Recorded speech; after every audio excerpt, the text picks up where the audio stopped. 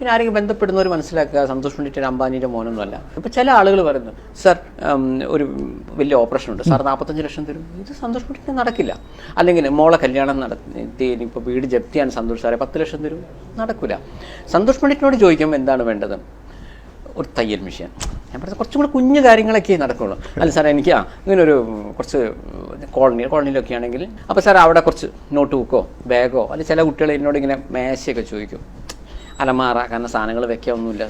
അപ്പോൾ അങ്ങനെയുള്ള കട്ടിലോ അല്ലെങ്കിൽ ഇപ്പോൾ പ്രളയമൊക്കെ വന്നപ്പോൾ കട്ടിൽ കിടക്കാം. ഇങ്ങനെ സന്തോഷ് പണ്ഡിറ്റിന് പറ്റും. ഇങ്ങനെ കുഞ്ഞു കുഞ്ഞു കാര്യങ്ങൾ. അല്ലെങ്കിൽ ഇപ്പോൾ ഒരു വീടും ബാത്റൂമും ചോദിച്ചു കഴിഞ്ഞാൽ ഞാൻ ബാത്റൂം ഉണ്ടാക്കി കൊടുക്കും. കാരണം വീടുണ്ടാക്കാനുള്ള സാമ്പത്തികം എനിക്ക് കിട്ടുന്നില്ല. ശരി, ഇത് സന്തോഷ് പണ്ഡിറ്റ് ചാരിറ്റി ചെയ്യുന്നു എന്ന രീതിയിലല്ല. ആക്ച്വലി എനിക്ക് അങ്ങനെ ചാരിറ്റി ചെയ്തുകൊണ്ടിരിക്കണം എന്നൊന്നുമില്ല കേട്ടോ. എൻ്റെ അച്ഛൻ എന്നോട് പറഞ്ഞൊരു കാര്യമാണ്, നമുക്ക് എന്ത് കിട്ടുകയാണെങ്കിൽ ഒരു 10 ലക്ഷം രൂപ നിനക്ക് കിട്ടുകയാണെങ്കിൽ 5 ലക്ഷം നീ അടിച്ചു പൊളിച്ച് ജീവിച്ചോ, അല്ല അതല്ലെങ്കിൽ ബാങ്കിലിട്ടോ. 5 ലക്ഷം രൂപ നിനക്ക് ശരിയെന്ന് തോന്നുന്ന ആളുകൾക്ക് നീ കൊടുക്കണം. ഒരു കാര്യത്തിന് സന്തോഷ് പണ്ഡിറ്റ് വിജയിച്ചു എന്ന് പറയുകയാണെങ്കിൽ സന്തോഷ് പണ്ഡിറ്റിനോടൊപ്പം സമൂഹവും വിജയിക്കണം. അച്ഛൻ പറഞ്ഞ്, നീ ജീവിച്ചിരിക്കുമ്പോൾ നിന്നെക്കുറിച്ച് ആളുകൾ എന്ത് പറഞ്ഞു എന്നല്ല, നീ എപ്പോഴും ചിന്തിക്കേണ്ടത് മരിച്ചതിന് ശേഷം നിന്നെക്കുറിച്ച് എന്തായിരിക്കും ആളുകൾ പറയാം.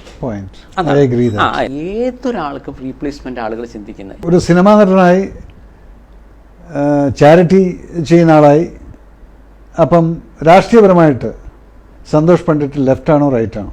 ഏതൊരാൾക്കും ഒരു രാഷ്ട്രീയ ചിന്താഗതി ഉണ്ടാവും. പക്ഷേ സന്തോഷ് പണ്ഡിറ്റിനെ പോലത്തെ ഒരാൾ അത് പറയാതിരിക്കുന്നതാണ് സർ ഭംഗി. കാരണം നമ്മളെ എല്ലാ ടൈപ്പ് ആളുകളും നമ്മളെ ഇഷ്ടപ്പെടുന്നവരുണ്ടാവും. ഞാൻ പറയുന്നത് എൻ്റെ അനുഭവം. ഇപ്പോൾ എനിക്ക് വളരെ ഇഷ്ടപ്പെട്ട ചില ആളുകൾ ഞാൻ ഇഷ്ടപ്പെടാത്ത രാഷ്ട്രീയത്തിൽ വരുമ്പോഴും ഞാൻ അവരെ ആരാധിക്കുന്നുണ്ടാവും. പക്ഷെ എന്നാൽ എൻ്റെ ഉള്ളിൽ ഞാൻ ഇഷ്ടപ്പെട്ട രാഷ്ട്രീയത്തിൽ ഇപ്പം വന്നില്ലല്ലോ എന്നൊരു വിഷമമുണ്ടാവും. അപ്പം ഞാൻ ഈ പറഞ്ഞതുകൊണ്ട് ലോകത്തൊരാൾക്കൊരു ഗുണമില്ല, അതേസമയം കുറച്ച് പേരെ വേദനിപ്പിക്കുകയും ചെയ്യും.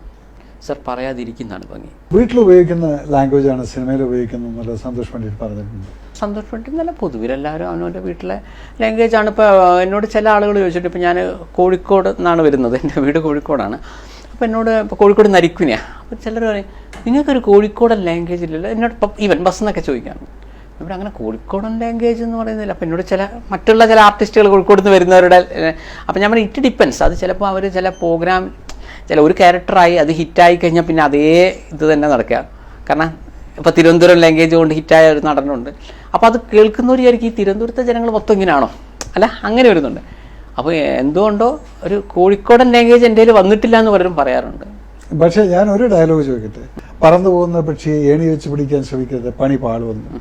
വീട്ടിലേക്കുള്ള ലാംഗ്വേജ് യൂസ് ചെയ്യും? വീട്ടിൽ അങ്ങനത്തെ ലാംഗ്വേജ് ഒന്നും യൂസ് ചെയ്യല്ല. അല്ല, പക്ഷേ പൊതുവിൽ സിനിമ എനിക്ക് പറഞ്ഞു തന്നൊരിത്, നമ്മളൊരു കാര്യത്തെക്കുറിച്ച് പറയുകയാണെങ്കിൽ you first state it, then prove it with an example, then conclude it logically. ആദ്യം കാര്യം നമ്മൾ ഉദ്ദേശിച്ച് പറയണം, ഉടനെ അതിനൊരു എക്സാമ്പിൾ പറയണം.